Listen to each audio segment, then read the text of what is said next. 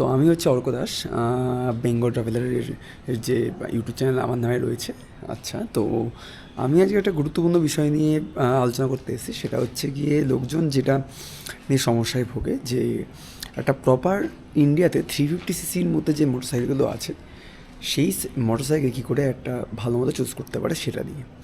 কারণ এই সিসিতে royal Enfield সবথেকে বেশি ডমিনেট করে, বাট এখন হন্ডা থেকে শুরু করে এবং বিভিন্ন ধরনের কোম্পানি চলে এসছে এই সেগমেন্টে।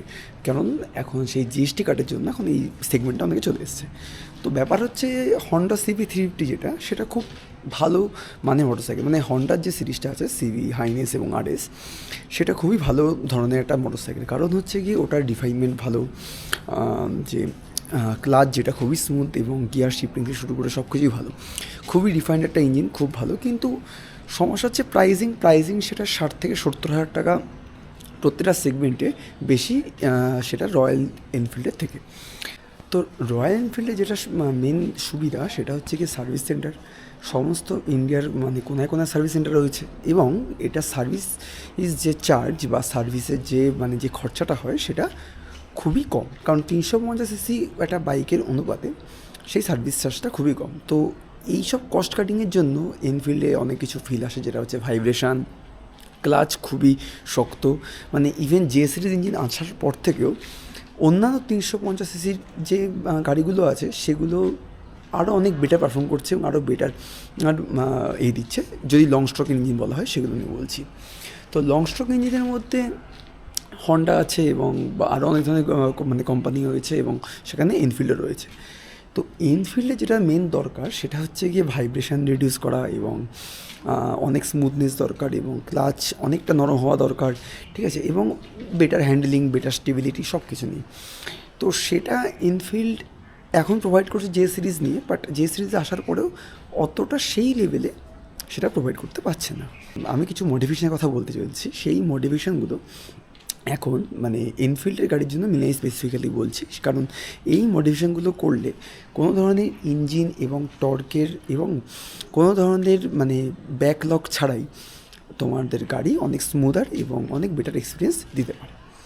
যেরকম আমি অন করি হান্টার 350, তো এটা হচ্ছে আমার হান্টার, যেটা দেখতে পাচ্ছ। তো হান্টারে আমার অনেক কিছু মডিফিকেশন করা রয়েছে, যদিও গাড়িটা নোংরা আছে, বাট তাও অনেক কিছু মডিফিকেশন করা রয়েছে।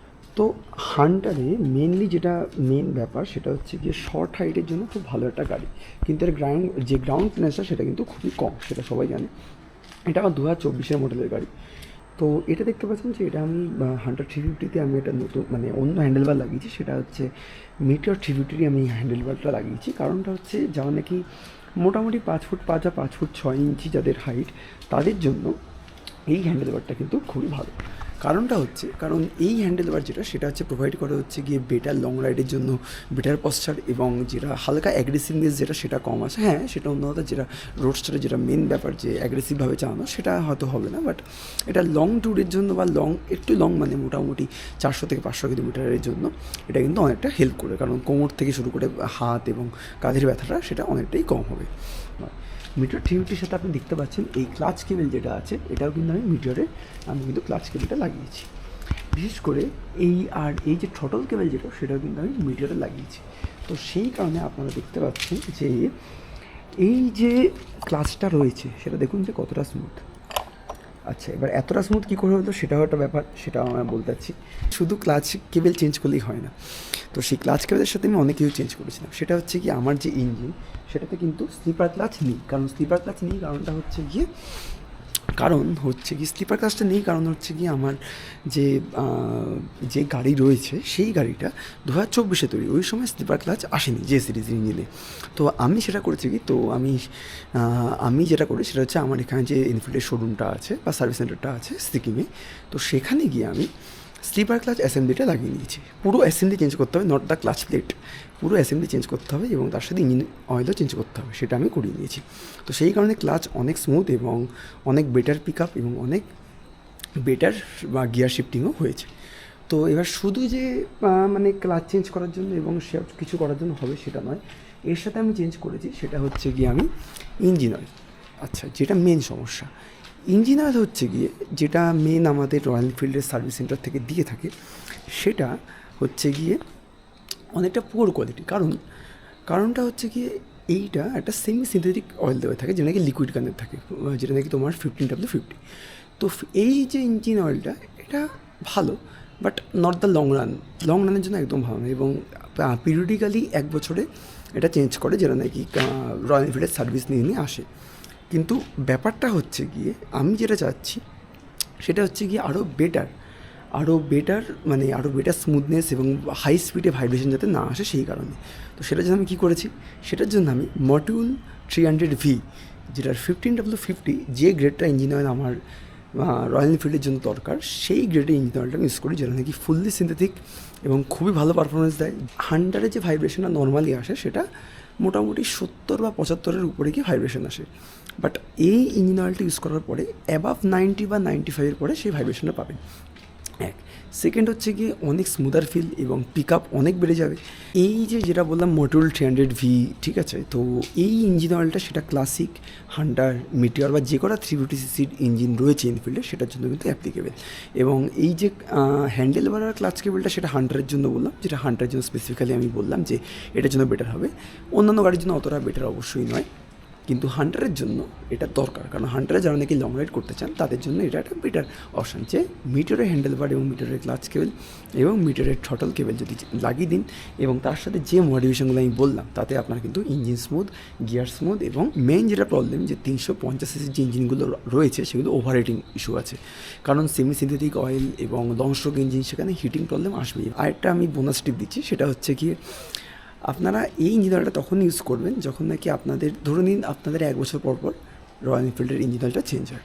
তো প্রথম এবার ঠিক 6 মাস পরে, বা মোটামুটি 4-5 মাস পরে, বা 3000 কিলোমিটার চলে গেলে, রয়্যাল এনফিল্ডের যেটা স্টক ইঞ্জিন অয়েল সেটা চলে গেলে, আপনি তাহলে মার্কেট থেকে মডিউল 300V সেটা কিন্তু আপনি কিনতে পারেন, কিনে সেটা আপনি ইউজ করতে পারেন। তো এখানেই শেষ নয়, এরপরে রয়েছে হচ্ছে গিয়ে হান্টারের জন্য বা স্পেসিফিক্যালি আমি বলছি, কারণ হান্টারের যেটা মেন সমস্যা, সেটা হচ্ছে গিয়ে স্টক সাসপেনশন, মানে রেয়ার সাসপেনশন যেটা, সেটা কিন্তু খুবই স্টিফার। ফ্রন্ট সাসপেনশন খুবই ভালো, কিন্তু স্টক যেটা রিয়ার সাসপেনশন রয়েছে সেটা কিন্তু খুব বাজে।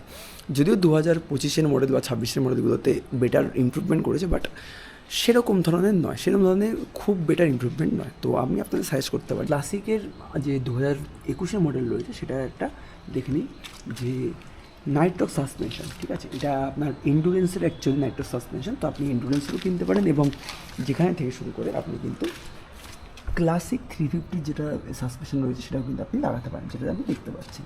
এটা আপনার 70% এই যে স্টিফার প্রবলেম এবং যে আপনার যে পিলিয়ন কমফোর্ট, সেটা কিন্তু অনেকাংশে বাড়িয়ে দেবে, ঠিক আছে। তো এই পিলিয়ন কমফোর্ট এবং আপনার নিজের রাইডিং পস্টার থেকে শুরু করে, এবং পুরোটাই লং রাইডে এবং অফরোডিংয়ে, টুকটাক অফরোডিংয়ে, একদম প্রপার অফরোডিং বলছি না, টুকটাক অফরোডিংয়ে, টুকটাক পাহাড়ের রাস্তাতে চালানোর জন্য এটা কিন্তু বেটার অপশান। এই সাসপেনশন ইউজ করলে আপনার যে পিলিয়ন, তারও কমফোর্ট থাকবে, আপনার নিজেরও কমফোর্ট থাকবে। অবশ্যই যারা নাকি লং ট্যুরিং করছেন এবং ভালো মতো বাইকটা চালাতে চাচ্ছেন, তাদের জন্যই অবভিয়াসলি এই টিপটা, এটা বাকিদের জন্য নয়, আমি স্পষ্ট করে বলে দিলাম। কারণ এটার জন্য অবশ্যই ওয়ান টাইম খরচা করতে হবে, এবং সেই খরচাটা আপনাদের জাস্টিফাইড হবে, এবং এতে কোনো আপনার ইঞ্জিনের প্রেশার বা ওয়ারেন্টি ভয়েড বা এগুলো কিছুই আসবে না। তো আমরা সবাই জানি যে আমাদের স্টক ইস্যু সেটিং রয়েছে হান্টারে বা ক্লাসিকে বা মিটিওর, এটা সব ধরনের গাড়ির জন্যই বলছি, সেগুলোতে কিন্তু আপনাদের লিনার অনেকটা কিন্তু আমাদের, মানে আমাদের ইঞ্জিন কিন্তু অনেকটা লিন বিহেভ করে, ঠিক আছে। লো গিয়ারে লো এন্ড টর্ক অবশ্যই খুব ভালো, বাট সেই লেভেলের ভালো নয়। লো এন্ড টর্ক পাহাড়ের ক্ষেত্রে যখন নাকি 11,000 ফিট বা 12,000 ফিটের উপরে যখন উইথ পিলিয়ন বা লাগেজ নেওয়া হয়, তখন কিন্তু এই টর্কটা কিন্তু অনেকটাই কম মনে হয়, বা ট্রাফিকে যখন নাকি হট করে কাটানো হয়, তখন কিন্তু গাড়ি স্টল করা থেকে শুরু করে সব কিছু কিন্তু প্রবলেম আসতে পারে। এটা হচ্ছে গিয়ে দেখতে পাচ্ছেন, এটা হচ্ছে কি ফুয়েলেক্স লাইট। যদিও আমার গাড়িটা অনেক নোংরা হয়ে গেছে, কারণ রাইডের পর থেকে ধোয়াধুয়ি হয়নি। তো এটা দেখছেন ফুয়েলেক্স লাইট, এইটা আপনার ল্যাম্বডা সেন্সারের সাথে গাড়ির সাথে লাগানো রয়েছে। এটা কীরকমভাবে কাজ করে অত ডিটেলসে সাইন্টিফিক্যালি যদি না বলি, ডিরেক্ট আমি বলছি কথাটা। সেটা হচ্ছে গিয়ে আপনার গাড়ি যখন স্টার্ট করে দিচ্ছেন, তো এটা আপনার ইসিউকে রিম্যাপ করে। তো রিম্যাপ করে কী হয়, কোনো ইঞ্জিনের উপর প্রেশার আসে না, আমি প্রথমেই বলছি। এটাতে করে শুধুমাত্র আপনার স্টক ইস্যু সেটিংয়ে আপনার ইঞ্জিনের যতটা তেল এবং হাওয়া, মানে AFR, এয়ার ফুয়েল রেশিও যতটা যাওয়ার দরকার সেখানে আপনার ফুয়েল রেশিওটা অনেকটা বাড়িয়ে দেয়, মানে হাওয়ার থেকে তেলটা বেশি দেয়। আপনার ইঞ্জিন অনেকটাই ঠান্ডা থাকে, কারণ সেখানে আপনার অয়েল যাচ্ছে, তাই অয়েল আপনার হাওয়ার থেকে অনেক বেশি ইঞ্জিনকে ঠান্ডা রাখে।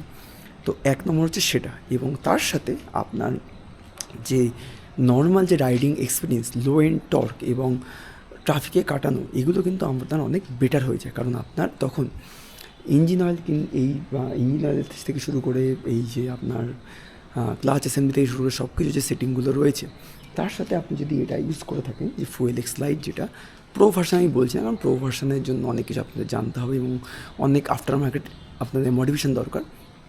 এবার সেগুলো ছাড়া যদি আপনি লাইট ইউজ করে থাকেন তো আপনারা কিন্তু এটা অনেক বেটার অপশান দেবে, কারণ আপনার ওভার হিটিং ইস্যু কমিয়ে দেবে, লো এন্ড টর্ক বাড়িয়ে দেবে এবং আপনার গাড়ি অনেক স্মুদার ফিল হবে। অন করলাম এবং আমার গাড়ি নিউট্রালে রয়েছে। এবার আপনার এটা কী করে কাজ করে,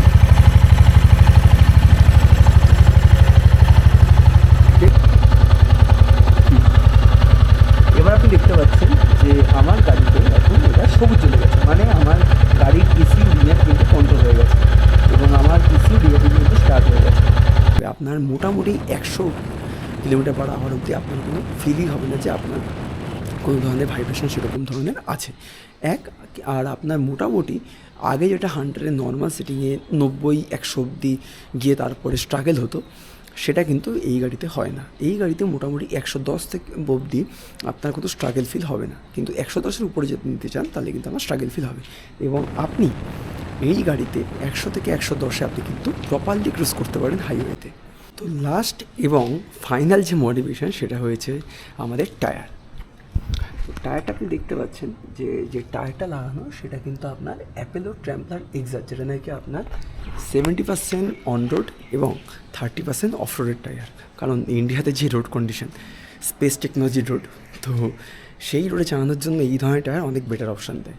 এবং যখন আপনারা বৃষ্টির সময় যখন আপনি গাড়ি চালাবেন তখন যখন এরকম কাদা মাটি ব্যাচ বা জল থাকবে বা মাউন্টেনে যখন চালাবে, তো এই টায়ার কিন্তু অনেকটা গ্রিপ প্রোভাইড করে। ভয়ানক বৃষ্টির মধ্যে, জলের মধ্যে যখন আমি মোটামুটি 90-100-তে যখন ক্রুজ করছি, তখন কিন্তু আমার গাড়ির স্টেবিলিটি কিন্তু অনেকটা হাই রয়েছে। আমার গাড়ি কোনো ধরনের যে স্কিড খাওয়া থেকে শুরু করে এই ধরনের কিন্তু কোনো প্রবলেম আসে না, জাস্ট এই টায়ারের জন্য। এবং এই টায়ারে আপনার কনফিডেন্স অনেকটা বেড়ে যাবে, কারণ আপনার কর্নারিং থেকে শুরু করে পাহাড়ে চালানো থেকে শুরু করে হাইওয়ে চালানো থেকে শুরু করে এভরিথিং অনেক বেড়ে যাবে। তো আপনারা, আমি একটা সাজেস্ট করবো যে আপনারা যদি স্টক টায়ার যদি চলে যায়, সিএটে যে টায়ারটা দেওয়া থাকে জুম এক্সেল, সেটা যদি আপনার চলে যায়, মানে যদি আপনার টায়ার চেঞ্জ করতে হয় তো আপনি এই টায়ারটা ইউজ করতে পারেন। এবং এটা কিন্তু অবশ্যই ভ্যালু ফর মানি টায়ার, কারণ আমার থেকে 3700 টাকা নিয়েছে, তো 3700 টাকায় আমি steel radial 70% on road 30% off road tyre পাচ্ছি এবং এটা 5 বছরের ওয়ারেন্টি রয়েছে অ্যাপেলো ট্র্যাম্পলার এক্সার। তো এই ধরনের কন্টেন্টের জন্য এবং বিভিন্ন ধরনের ট্রাভেল ব্লগ বা বিভিন্ন ধরনের এই ধরনের ভিডিওর জন্য আপনি আমাদের এই চ্যানেলে অবশ্যই দেখতে পারেন। আমার ইনস্টাগ্রাম পেজও রয়েছে, আপনি সেখানে চেক আউট করে দেখতে পারেন। ভালো লাগলে অবশ্যই সাবস্ক্রাইব করবেন আমাদের এবং ভিডিওগুলোকে শেয়ার করবেন, তাদেরকে শেয়ার করবেন যাদের নাকি এরকম 350cc বিশেষ করে রয়্যাল এনফিল্ডে যারা ওন করে। অবশ্যই হন্ডার গাড়ি অনেক বেটার অপশান দেয়, বাট যারা এনফিল্ডের জন্য রয়েছে সার্ভিস সেন্টারের জন্য, এসের জন্য, তাদের জন্য এই অপশানগুলো বলা।